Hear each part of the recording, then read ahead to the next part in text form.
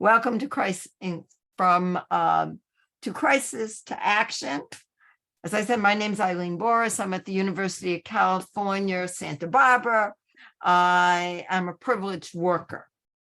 I'm part of Higher Education Labor United, the Politics and Policy Committee.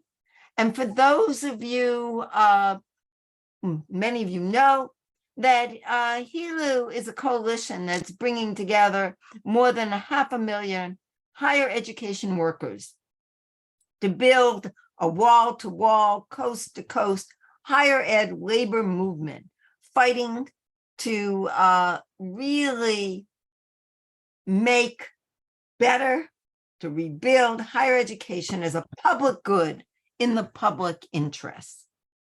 Tonight, HELU is partnering with Scholars for a New Deal for Higher Education, which I'm a member of, and UCW, CWA, that is United Campus Workers Faculty Advocacy Network. Before I run through our agenda, I just want to acknowledge the traditional custodians of the land upon which the University of California, Santa Barbara, where I sit, is located, and pay my respect to the Chumash elders, past, present, and future, for they hold the memories, the traditions, and the culture of this area, which has become a place of learning for people from all over the world. Tonight, we're going to hear from a great lineup of speakers who will introduce us to conditions on the ground around the country and the history of tuition-free higher education in the United States. Because we do actually have that history. Then we'll look at our current political landscape and how we actually do the work of making this transformation in higher education happen through organizing and also through policy development. Could I have the next slide? Yeah, I want to be able to run through this agenda with you. And we'll run until 5:30 p.m. My time, 8:30 p.m. Eastern time. And we haven't scheduled a formal Q&A, but some of us will remain on the Zoom for another half hour to discuss your questions and to hang out with you. So first we'll have an overview of our partnering organizations for tonight's event. We will have where we are now, the crises in higher education, with two presentations from Louise Williams and Katie Rainwater. We will have a discussion of how we got there, the history of publicly funded higher ed in the US, why the workers' voice needs to take a lead, legislation in the moment, but even before that, we will move up how we organize so you can have the comparison between Connecticut, Florida, Massachusetts, and Texas.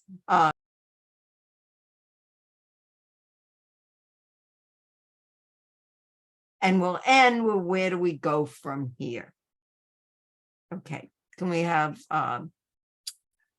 let me just say that this is part of a national campaign for higher education for all, a campaign to make high quality, full funded higher education free of cost to students, available to everyone in the US. But we also understand that free higher ed also should mean decent labor standards and a higher education that works for the community's good and not for the elite few. A higher education that responds to the needs of most of us and rejects the kind of racism and sexism and elitism that we've been seeing in our national life. At the conclusion of today's event, we'll ask that everyone complete a survey to let us know about conditions on the ground where you are and to get involved in higher education for all, one of our campaigns. And you can go ahead and fill out this survey now at the link that's being put in the chat as soon as it comes up, and anytime during the course of today's event. Okay. Ian, are you able to come on? Hey everyone, I'm able to talk, although my brand new camera for this computer just stopped working. So I will try to be an engaging speaker, even if you cannot see my face, and I apologize for that technical glitch. Hi everyone, my name is Ian Gavigan. I'm coming to you from Philadelphia, Pennsylvania, and I'm here on behalf of Rutgers AAUP-AFT, the Union of Graduate Workers, Full-Time Faculty, Postdocs, Librarians, and EOL Counselors at Rutgers State University of New Jersey. And we're one of the founding unions of HELU, and I'm one of the founding organizers of the organization. And so I wanted to start by introducing you to who we are as an organization and what it is that we are fighting for. So you just saw on that previous slide a great kind of collage of many, although I don't think all, of the fully dues-paying member unions of HELU, but we're a very large network of higher ed unions and membership-based higher ed worker organizations and advocacy groups that came together actually about 2 years ago, I think this month, with the first of what would become 2 national summits around what vision the higher ed labor movement needed to fight back against the many, many assaults we were under and remain under at the time. And one of the kind of an impetus for this was that we were in the early days of the federal Democratic trifecta, and there was this talk about college for all as part of the Build Back Better program. And so not only did we think that we needed a strategic vision, many of us who came together, but we also realized that there was a potential opportunity to fight and also to win something big at scale. And so we came together and collectively wrote and endorsed a vision, which you can read in full detail on our website.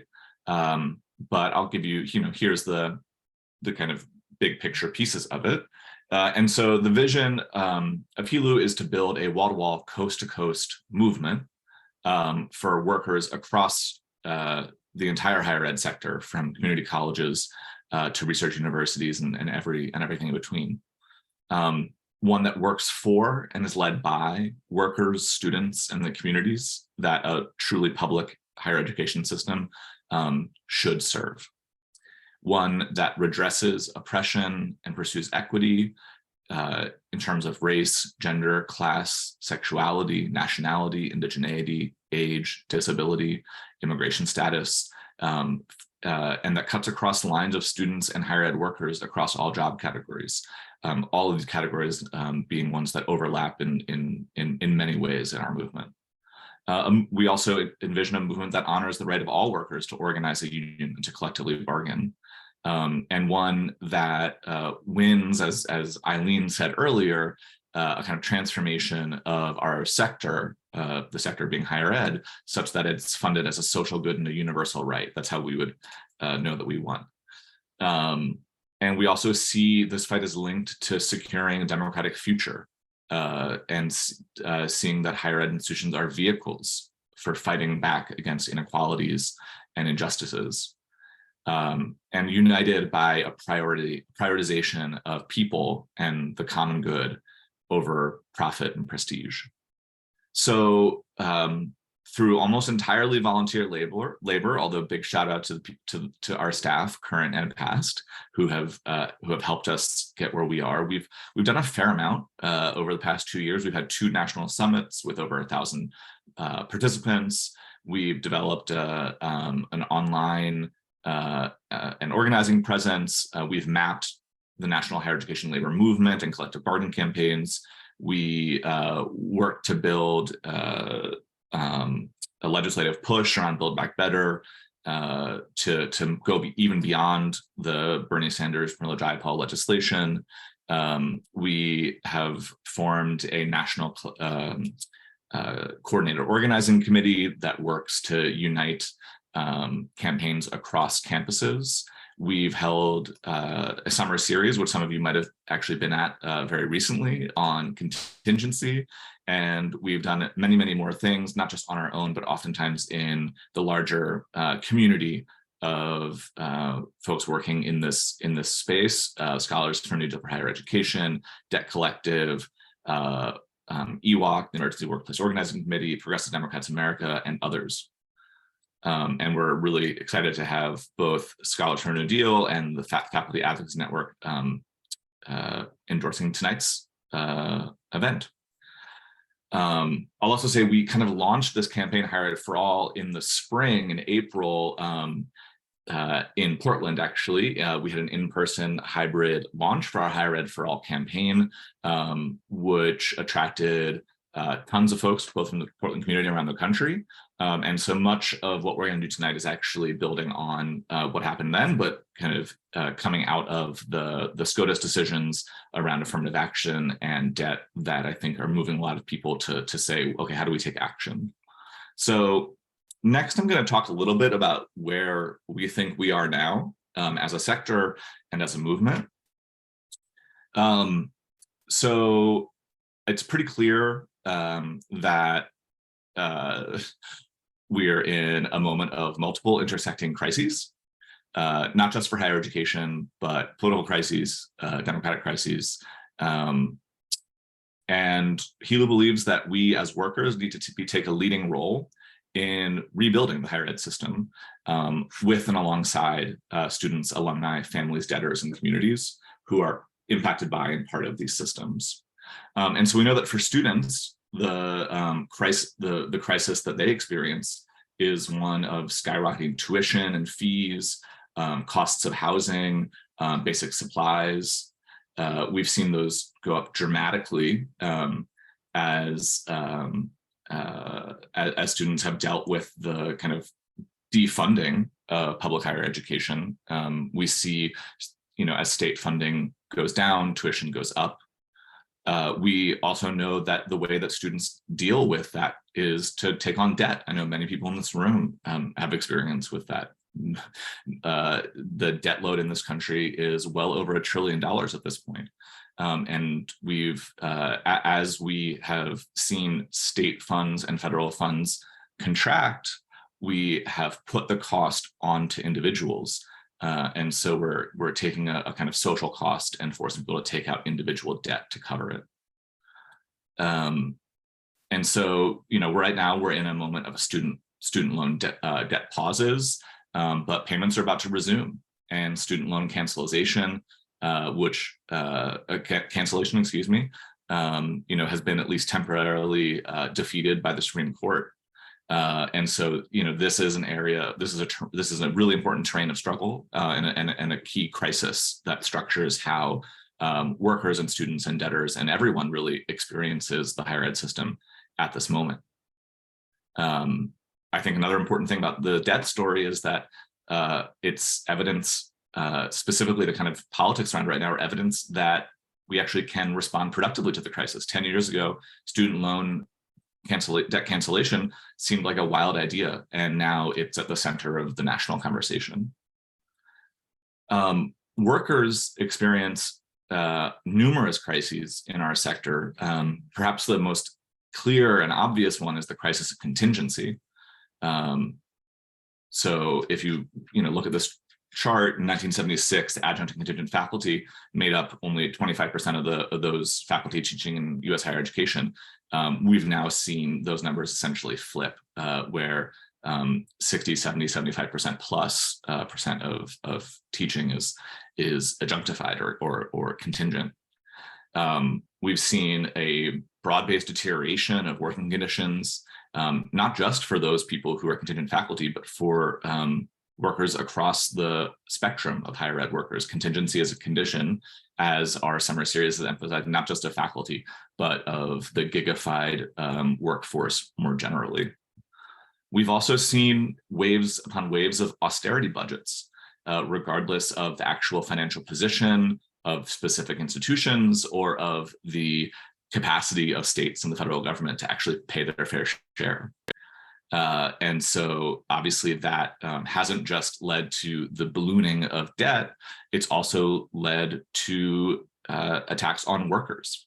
And so we've seen the pivot to contingency actually come alongside that austerity budgets. And we've seen the development of an intricate multi-tiered system of exploitation in employment, where some people are on contracts by semester, some by the year, in many different job categories, ranging from adjunct faculty to postdoc to visiting assistant professor, but all united by a shared thread of precariousness. Our adjunct faculty receive the lowest pay despite having some of the biggest workloads, and lacking the benefits of job security, no protections for academic freedom, so on and so forth.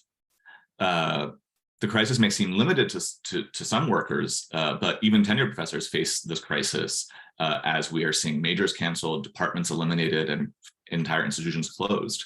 The crisis of contingency may have started with adjuncts, but it's going to end with all of us if we don't stop it.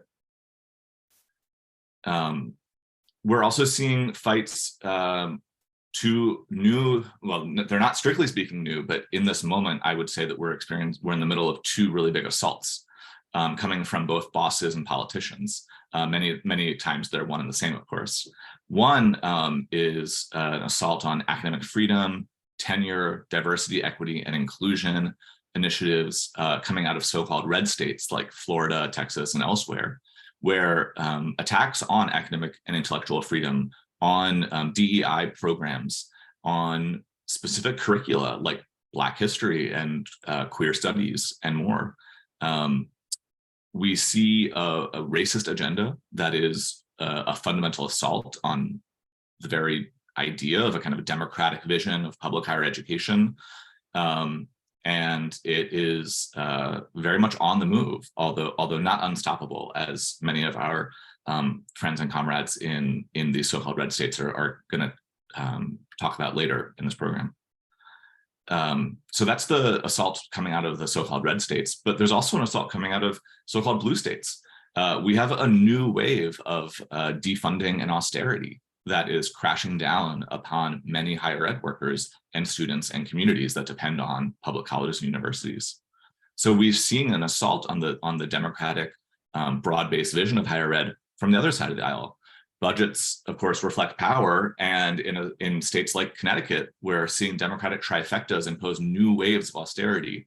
In that state alone, we're seeing $200 million annual cuts pushed through by a Democratic governor with a massive budget surplus claiming poverty. And this, of course, is cuts that disproportionately affect the public colleges and universities that serve working class students, disproportionately those from communities of color. So, of course, these two assaults are not the same, but it's important to recognize, nonetheless, that these are what's coming at us from many directions and from many actors. It's also really critical to note that there's a wave of resistance and fight back. From California to New Jersey, from Illinois to Florida, workers and students in higher ed are saying no to these specific assaults on our colleges and universities, and to the broader crises of contingency, of divestment, of debt. Workers are striking and protesting and ringing victories, sometimes sweeping, and I'm proud to be from an institution that had a pretty big victory this year after we struck, or as a result of our strike. Historic contract for many different job categories.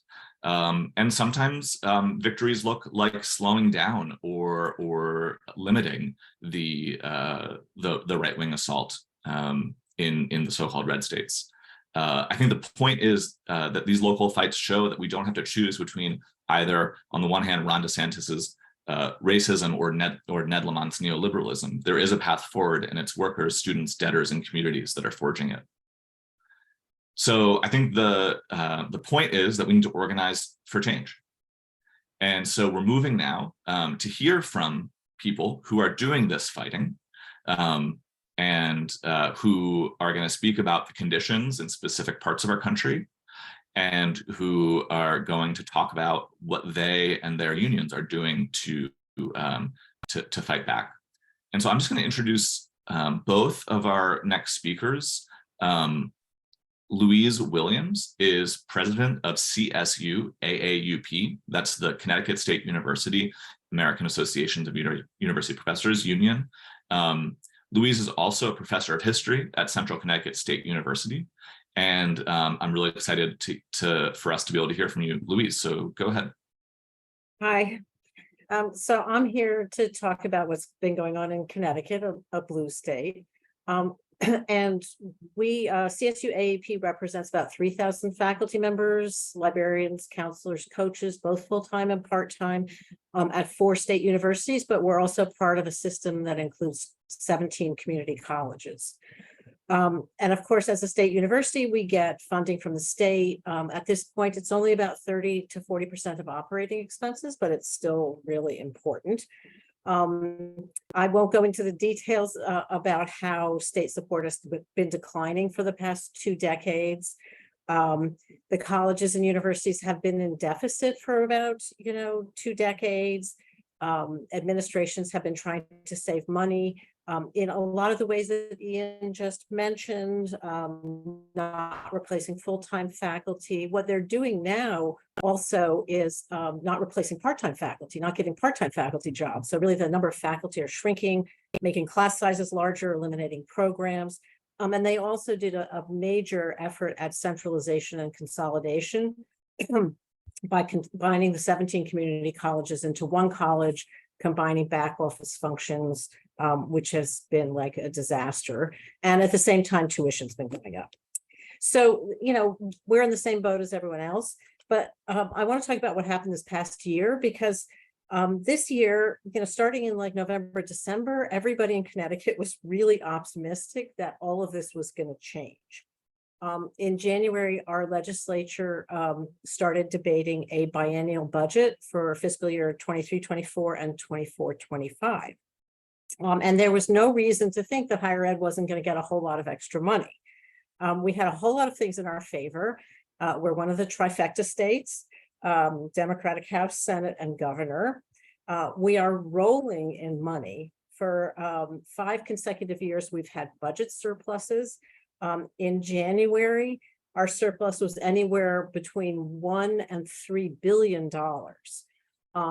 So we had billions of dollars of money. Our rainy day fund was full. They couldn't put that money in the rainy day fund because legally, we had so much that we were overflowing. They had started getting rid of our notoriously bad pension liability. So we had tons of money, Democratic lawmakers. On top of this, in Connecticut, it was really strong in terms of worker power and community support. We're one of the few states with a state employee bargaining coalition. So all state employees combine their power to negotiate pensions and health insurance, but we also work together to negotiate other things. So we have this coalition of state workers. At the same time, our state coalition of state workers started working with a larger group that was a coalition of 70 organizations, including unions, community and faith-based group. And this is called Recovery for All. So they're trying to combine, the whole community with unions. And they had adopted a legislative plan that they called a moral budget, a plan to get a moral budget, asking for more funding for key state services for underserved groups, and adequate funding for higher education was at the top of everyone's list. Our state bargaining coalition, Recovery for All. And then on top of all of this, the chancellor of our system was excited about getting more money to expand and improve our colleges and universities. And he issued a plan that he called a generational investment in higher education. So we had everything going for us: money, democratic lawmakers, community support, union support, even the support of our chancellor. But soon we were all really disappointed because we didn't realize how really conservative our supposedly democratic governor, Ned Lamont, was. So even before the session began, he pushed through legislation, making it increasingly difficult to spend our surplus. Connecticut has a constitutional spending cap, so we can't spend over a certain amount of money, but then Lamont renewed these so-called guardrails to make it even more difficult to spend money beyond that cap. And on top of that, he reduced the amount of money available by giving the biggest tax break ever in state history. And at first he wanted, the tax break to go to our ultra rich, of which we have many, many in Connecticut, but he was eventually convinced just basically to give it to mostly the middle classes and lower classes. So what they would get each is like $400, $500 a year extra. And, we didn't begrudge that. I mean, a lot of people need that extra $400, $500, but what it meant was that other services that would help underserved communities couldn't be funded. So the governor issued this budget that was a huge disappointment to all of us. No one got the kind of money they needed. At first, there wasn't too much to spare among progressive forces. The legislature had to debate the budget, they had to negotiate it. And we also knew there were ways around the spending cap, so-called budget intercepts that the governor could use, that Republican governors had used. So there was all sorts of ways, complicated ways, that if the governor wanted to, he could find that extra money. So for much of this spring, the legislative session happened in January. So for much of the spring, AUP joined with Recovery for All and the bargaining coalition to do everything that we possibly could think of to try to get Lamont and legislators to get more money for all of our causes. And we all worked together. It wasn't just about higher ed, it was about care workers and their salaries. It was about immigrants needing health insurance. So we were all working together. We wrote op-eds, we all testified to the legislature, wrote emails, we talked one-on-one with legislatures. We got all of our AUP members, we kind of set them up with their legislators so that the constituents could talk to them. We went to the Capitol and lobbied. We set up meetings with the Senate and House leaders. We even met with me and another AUP representative and 2 students with the governor himself. We had press conferences, we had rallies, and the whole thing kind of culminated where we all supported these long-term care workers who went on strike, claiming that the budget would keep their wages at poverty level. So it was a huge event. Everybody was involved.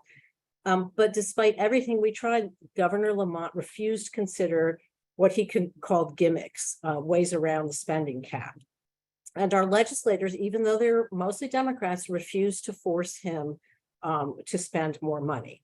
So in the end, the budget was a little bit better for most agencies. They got more money than the governor wanted to give them, but not as much as they wanted. For higher ed, it was a little bit different. We didn't get nearly as much as the other agencies did. And this was because Governor Lamont was adamant that he didn't think that higher ed needed any more money. And his economic advisors gave classically neoliberal arguments that treated higher ed as a business, not as a public service for the good of the entire community.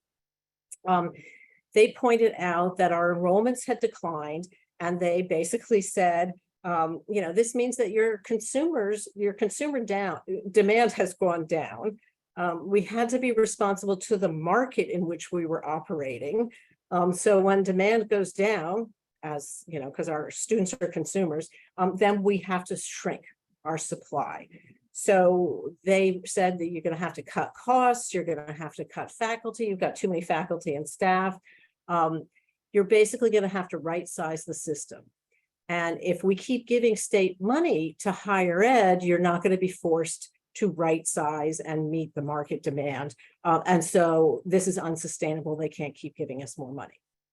Our system chancellor tried to convince Lamont and the legislature that this was going to be a disaster for us. I mean, he publicly said he's going to have to raise tuition, he's going to have to lay off faculty and staff, he might even have to close campuses. But the governor would not budge even with that. So in the end, even though other state agencies got almost as much as they wanted, we didn't get nearly enough, particularly for the second year of the budget. The first year of the budget, they gave us a little bit extra money, we'll be okay. We're only going to have a $14 million deficit the first year. The second year, that deficit's going to go up to $140 million, and the third year, it's going to go up to $200 million. So there is some possibility that the legislature can find some additional money, but they're going to have to get the governor to agree to it. And in the meantime, the chancellor of our system has to start carrying out mitigation plans because he just doesn't have the money. He's got to figure out what to cut. So we're expecting further reductions in faculty and staff, especially part-time faculty are not going to be renewed, and they've got no job security. So there's very little we can do about it. Programs will probably be closed. Quick fixes like online education, using private online companies have been floated. So we don't know the details of it yet, but we're anticipating there's going to be serious problems. So what CSU AEP is trying to do is we're working on two things. The first thing we have to do is organize our members for a really long-term fight in the future. We have to fight mitigation plans that hurt our students and the quality of the education. We have to fight these quick fixes that, involve privatization, which is something they're going to want to do. We're working on getting senates, faculty leaders, senates, curriculum committees, budget committees, chairs of departments organized. And we've got a plan to start working really hard to develop new leaders to organize, rank and file members. And then we're also working on alternatives, trying to spread a narrative of higher education for the common good to counter that sort of business model narrative, and maybe find some more practical ways to try to improve the system rather than shrink it. But that's all going to be very difficult. So that's about it. Basically, some big things will be happening in Connecticut in the coming year. Let's hope we can protect higher education in Connecticut and also strengthen our union in the process, because if we can't save higher education in a state like Connecticut, I don't know what's going to happen for the rest of the country. We've tried a whole lot of things, and we're definitely interested in ideas about what we can do next. So that's it from Connecticut. Sorry, it's a little depressing, but we'll keep fighting.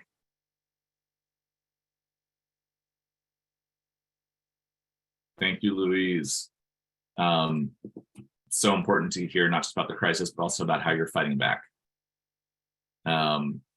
So Katie Rainwater from the United Faculty of Florida is also with us. And Katie is a visiting assistant teaching professor at Florida International University and is going to talk to us about and also organize a free FIU coalition, a group of faculty and students fighting for the freedom to teach and learn and against the political interference of the state legislature. So Katie, go ahead. Hey, thanks. Thanks. I've been asked to speak to 3 questions. What are current conditions? How is higher ed labor responding? And what are effective ways to support your fight? So the underlying conditions of higher ed here in Miami are, of course, much the same as elsewhere in the country. Most classes are taught by contingent academic workers to a student body that is under stress from a lack of affordable housing. But Florida is a front runner in the move to eliminate tenure and DEI programs and to undermine academic freedom on campus. And so it's on this latter issue that I'll focus my remarks.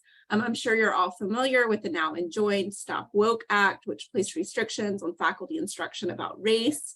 This past legislative session, Senate Bill 266 banned theories about systemic racism, sexism, oppression, and privilege from general education core courses.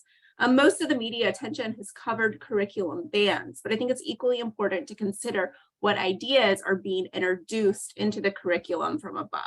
According to SB 266, core courses should give students a foundation in Western civilization. SB 266 also elevates the status of the Adam Smith Center The Florida State Legislature put this center on our campus back in 2020 with a mission to develop policies to advance individual freedom and prosperity. And since this time, it's hosted many right-wing former political leaders from Latin America. And the legislation allows the center to create a curriculum, hire faculty, and fundraise. The state legislature also passed HB 931, which requires the university to hold 4 debates or forums each year. And it was based on model legislation that was premised on the idea that there's not enough viewpoint diversity or exposure to conservative ideas on campuses. So our ability to plan an effective response to all this has been compromised by needing to ensure that the union will survive. This legislative season, a law was also passed that decertifies public sector unions minus police and firefighter unions that are below 60% density, while also banning payroll deduction. And while you'd hope that faculty would flock to the union in times like these, we found it's mostly required painstaking one-on-one organizing conversations to get people to join or even to sign up to directly pay their union dues. So there's less of a strategy for how to organize around these issues of right-wing political interference on campus and in our curriculum than I would hope, because many of us have been occupied with this vital membership work. Nevertheless, we have made some tentative starts. Last semester, we organized the teach-in on Stop Woke with student groups. And then in the spring semester, a protest against SB 266, where we marched to the administration building, asking the administration to stand with students and faculty in our opposition to attacks on academic freedom, tenure, shared governance, unions, and DEI. This was all done through the Free FIU Coalition of student and faculty groups. This semester, I'd like to see the Free FIU Coalition host a political education series. I think we need to ground our fight for academic freedom and shared governance in an understanding that public universities should serve the public good, and how the political programs of Black studies and women's studies better enabled universities to serve the public good. Beyond political education, I think we need to figure out a strategy for responding to this legislation on campus. One obvious tactic is civil disobedience. We got to start on this in the fall semester last year, when in response to the Stop Woke Act, we circulated a pledge whereby faculty pledged to uphold academic freedom in the classroom despite the law. We also need to think about how we can use contract campaigns and open bargaining to demand measures that will better enable faculty to exercise academic freedom and shared governance. Ultimately, it's my contention that this isn't a fight that should be relegated to the courts, but it should be fought by faculty, staff, and students on campus. And I'll end there.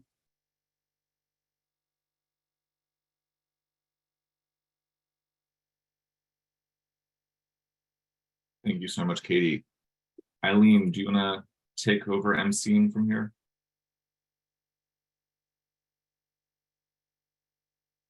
Or next, Connie Penley, my dear colleague from the Santa Barbara Faculty Association, but also the president of CUFCA, California, which is the California Faculty Associations. Yeah.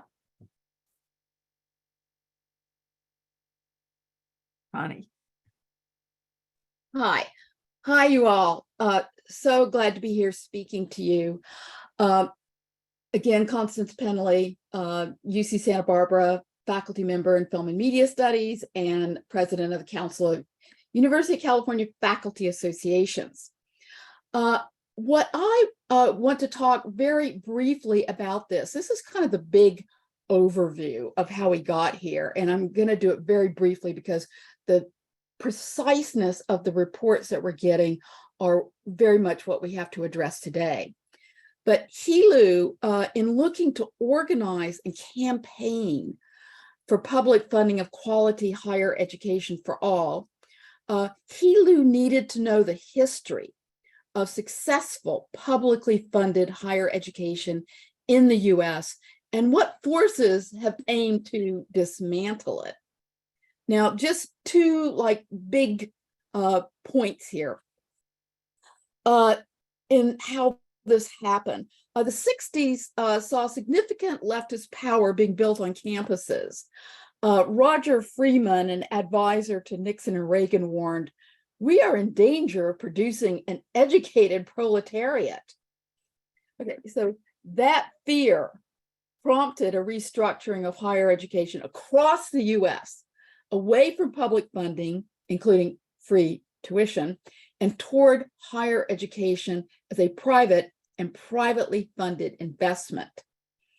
Now, second point here, public funding across the country declined as more Black and Brown students enrolled at public colleges and universities.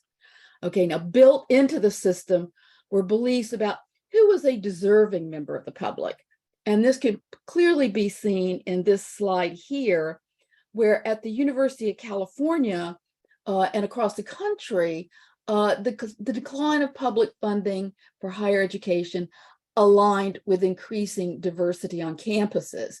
You can see as the number of white students go down, the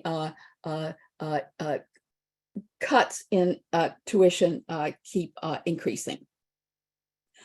Okay, so big picture, overall, there's been a massive transfer of wealth upward. This is true among universities as it is with people. Some universities have amassed tremendous wealth in endowments and property, while others, often community colleges and public regionals, struggle to make ends meet. The schools with the least funding tend to serve the most students of color and students from low-income families.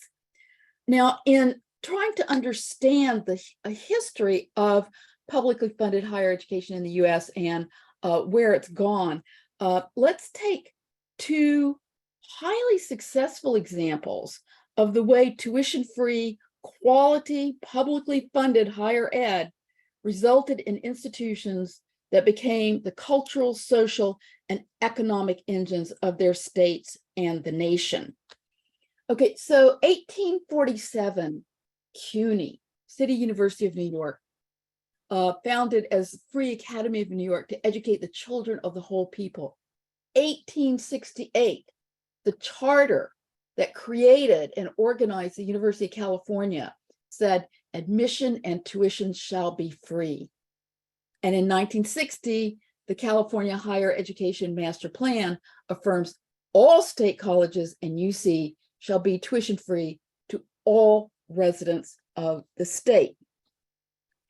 Now, one of the reasons I want to foreground these two examples, I mean, in my own experience in the University of California, it is flabbergasting, it is mind-boggling to my students when they learn that the University of California used to be free.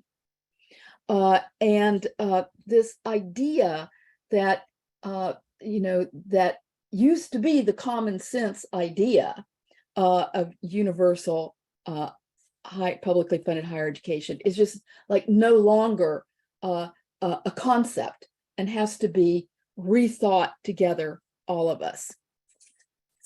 Okay, now let's just take CUNY first. Okay, so CUNY was among the leaders in making tuition-free public college available to high school graduates. But the very first, tuition came in 1976, 75, 76, when nearly 5,000 faculty and staff were furloughed. That's when tuition began.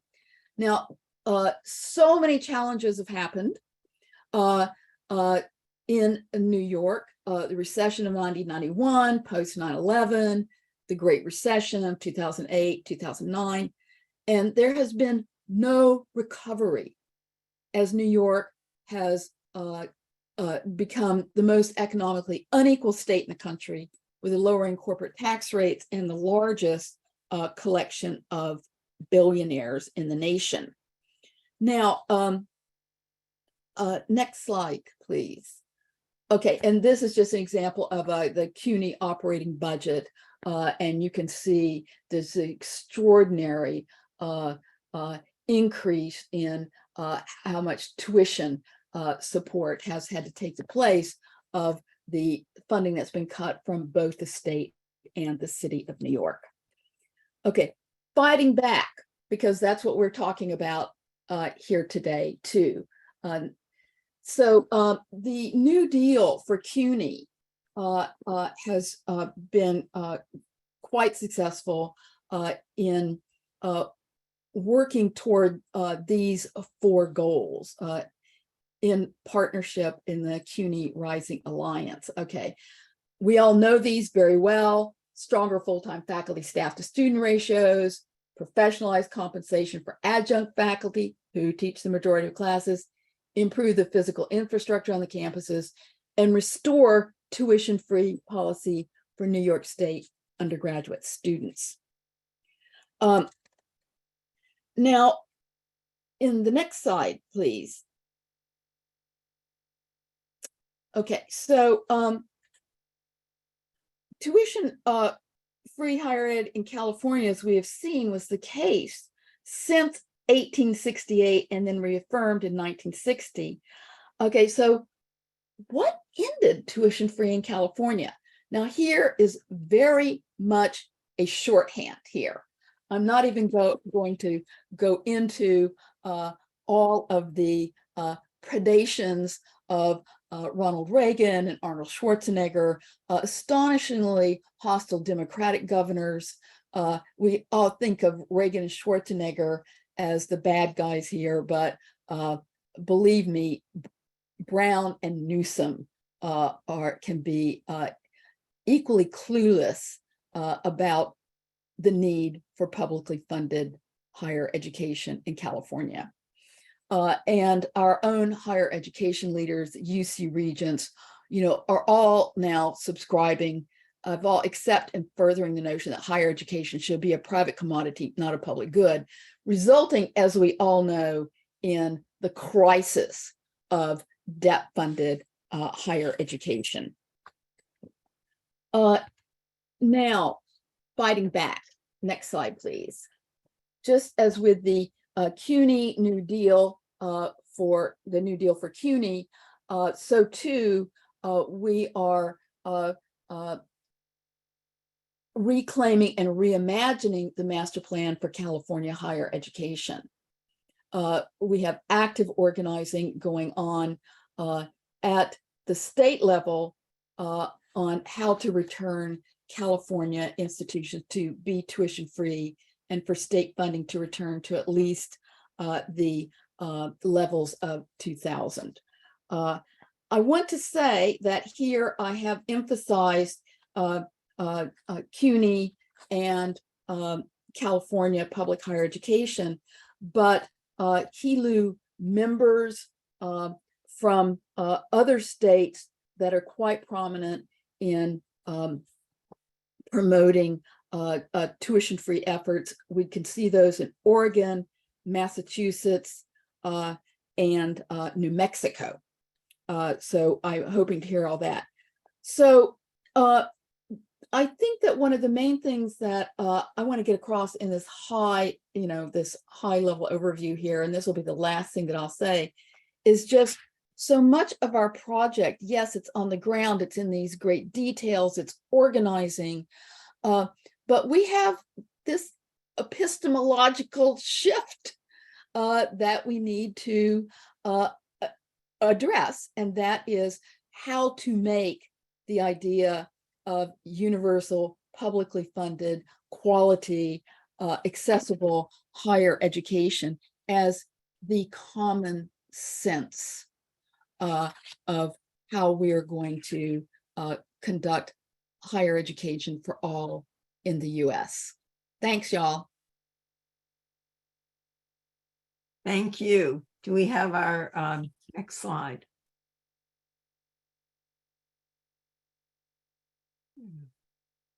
Amy Lozelle. Hello. Hi, everybody. Thanks again for joining this really important part of the series. And I'm going to speak right now about why the workers' voices really need to take the lead. And it speaks to something that that Louise and Katie and Connie all emphasized, which is we have to advocate for a new narrative for higher education. It's been bent and twisted over the past, I would say actually 60 years. The right wing started its attack on higher education really in the 60s. And then over the past 4 decades, we've seen the austerity budgets as they use money and budgeting to really gut higher education. And it's only the workers really, and all workers, adjunct faculty, contingent and tenured faculty, academic support staff, librarians, undergraduate student workers are even organizing. We have undergraduate student unions at Kenyon and Dartmouth, just to name a couple, graduate students, postdocs, all of these workers, we understand that we are still providing a public good for this country, and we understand the really profound services that we are offering. And we can't wait for policymakers and politicians, as we really learned painfully in Connecticut, even Democratic politicians are not going to advocate for public education.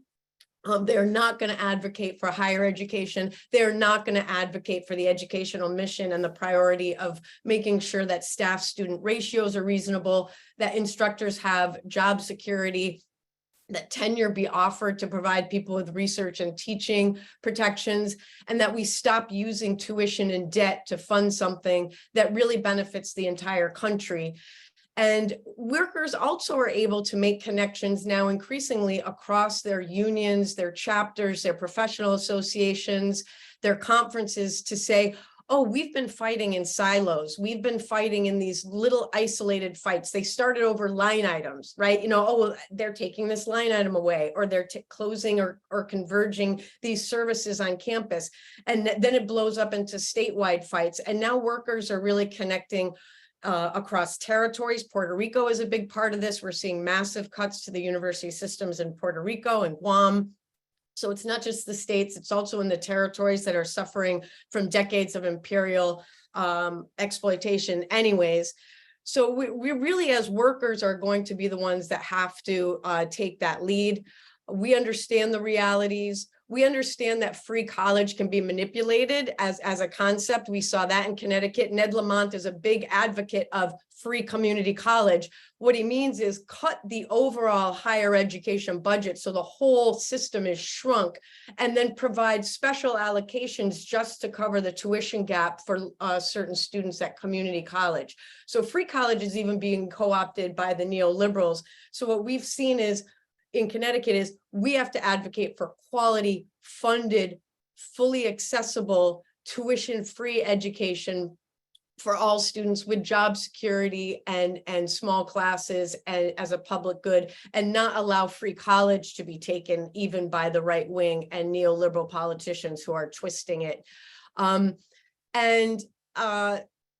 Before I turn it over to Levin, I do want to say, you know, policymakers keep getting it wrong, politicians keep getting it wrong, but it's also, we have to acknowledge that the dominant narrative of higher education over the past 30 years is still the stereotype of the ivory tower. The only people that are going to move this past the stereotype and retake this narrative of higher education as a public good, of people who are educators and providing services for students that need support, that are going to contribute to society, that are going to build their communities, that are going to be good citizens and residents and go on and participate in their communities, is if we take charge of that. Because when I talk to people, I still get the, oh, well, you don't work in the summers, and all professors, you know, just have to sit in their offices and talk about fancy ideas. And when I hear some of those coming from even people with college educations who experienced college, I see the power of that cultural narrative. And that was still the message from politicians today. And so we as workers need to make these connections that we're making here at this event, with our chapters, with our professional associations, with our staff, with service providers at our campuses, and to really take charge of this as a national narrative fight. Even if we're not going to necessarily get the exact policy we want, or God, Congress can't do anything. We probably can't get anything through Congress, but we need to, as workers, take charge of this, because no one's going to advocate for what we're doing better than we can. And I'll turn it back over to Eileen and Levin. Levin, are you here? Levin warned that they might be late. So I think I'm going to, unless Levin is one of the Casey Burgers. Tracy Burgers and wants to fight up, I think I'm going to go ahead and introduce the next section, which is about how we organize. So like Amy and everybody else said, we need to be coming at this from every angle. We need to be coordinated and strategic. We need to be working with students, families, and community partners. We need to target local policies as well as legislation making its way through state houses or the US Capitol. We need to talk to our elected officials and candidates for office. We need higher ed workers and allies to run for office. We need to elevate higher ed for all as a way forward, make it visible so it becomes part of the common sense, so it becomes part of the political will. When we organize, we win. We need to work together and learn from one another. What worked, what didn't, what can and should be replicated? How can we help each other? I want to just do a quick wrap up of looking at where we kind of stand with legislation, because I think many of us in higher education, and Eileen got at this in the chat, we feel like it's always just this defensive fight tax, but it's really important to see that there are successes, that they were successful in Texas in holding back many parts, that they are successful in Massachusetts in pushing through this. It took several years, but in pushing through the amendment. And it just recently in Wisconsin, the governor signed a piece of legislation saying public higher education is a public good for the state. And I know some people get frustrated when the state legislation doesn't go exactly the way they want, or when the Wisconsin governor signs this and people are like, well, what does that do? That doesn't really restructure higher ed in the state. But just starting that conversation in some of these states, getting into how we can link all of these state by state pieces of legislation, how we can learn from the fights like the 4 that we just saw as case studies, how we can learn from the fight that's going on with the New Deal in New York with CUNY and SUNY. But it's also, next slide. It's also important to understand that all of these state, oh, you skipped one. All of these state fights are actually linked into what we need to also start advocating at the federal level. And again, we often hear from people, but nothing is going to get through the Congress. Nothing is going to get through the Congress. Well, the Republicans know that too, but they still just put forward a package of bills called Lowering Education Costs and Debt Act, put forward by Cassidy, a Republican from Louisiana. And it's a package of neoliberal proposals. And again, they understand the power of narrative. So when you look at that name, Lowering Education Costs and Debt Act, doesn't that sound fantastic? But when you look at the details, it's about federal aid will now be tied to graduates hitting certain earning thresholds, having to report on the salaries of graduates in their first couple of years out of universities.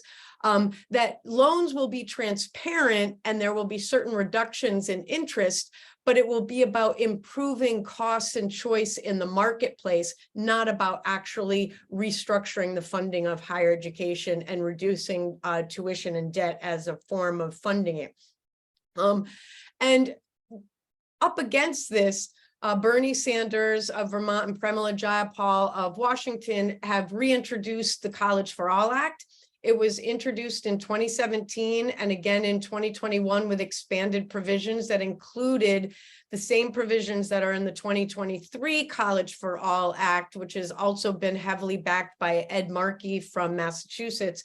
And in this, they don't just advocate for improved funding and improved Pell Grants and expanded Pell Grants. They actually say that the funds cannot be used for upper administration. The funds cannot be used for athletics, construction of non-academic buildings, cannot be used to replace funds from a previous year. There has to be something called maintenance of previous operations. So you can't use the funds to replace cuts that you're then doing in other parts of your university.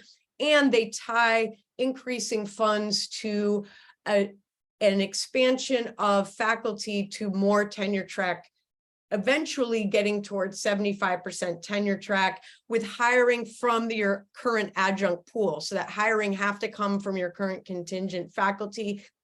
and you can't use the funding to recruit from other universities. So again, College for All and the Lowering Education Costs and Debt Act are probably not going to actually get through Congress in the next 2 years, but it's still important to call your representatives and senators and ask them to back College for All, not because it's a perfect piece of legislation, not because it's going to get through, but to take charge of these federal debates, because right now the Republicans are really pushing this neoliberal package. And in the long run, we want what's in the upper left corner, a reauthorization of the Higher Education Act. Although you can see from the reauthorization years, the deterioration of Congress is being able to do anything. So it was reauthorized quite regularly in the 70s and 80s. It's not been reauthorized since 2013. They've just been doing temporary patchwork. But it's really important that we as unions and chapters and activists for higher education really, again, start pushing our representatives and senators to a progressive reauthorization of the Higher Education Act. And College for All is tied to that. So Sanders and Jayapal tie their federal legislation to that idea. But, you know, it's important to get involved in these debates, even as we're fighting campus by campus and state by state. And then the last slide, this is a policy framework that we're starting to develop in HELU.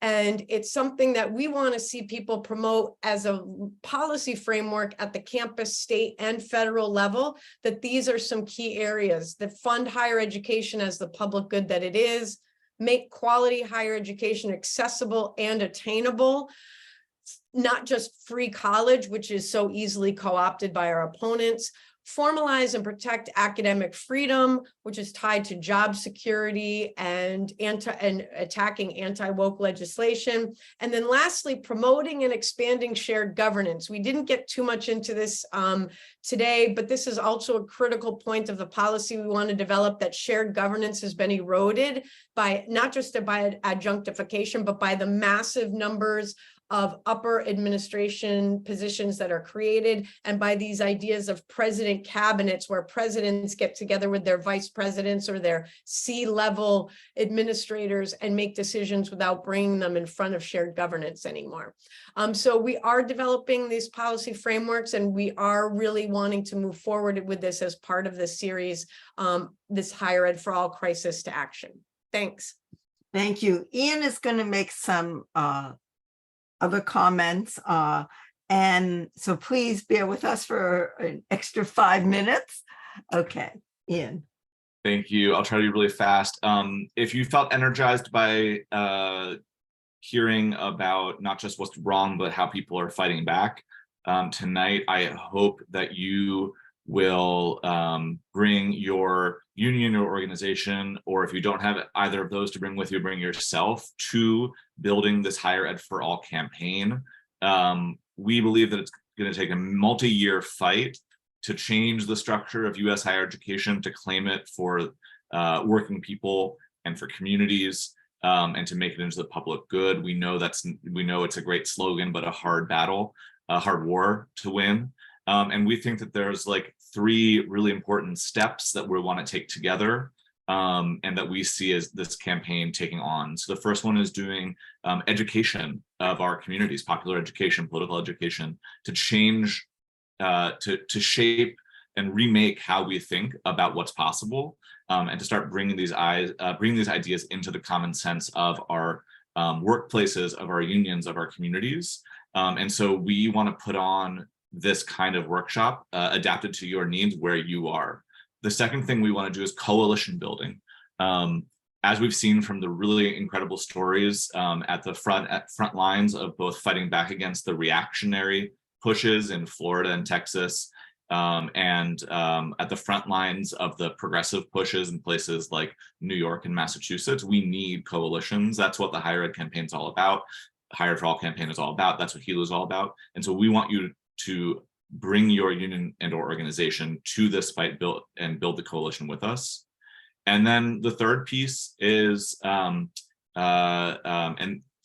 there's much more beyond this, but the third big piece is about shifting the politically possible in the legislative realm, which we see as developing policy, building coalition, shaping how legislators, not just what they think, what they feel like they have to think, because we're shifting the balance of forces and shifting the balance of power in our communities.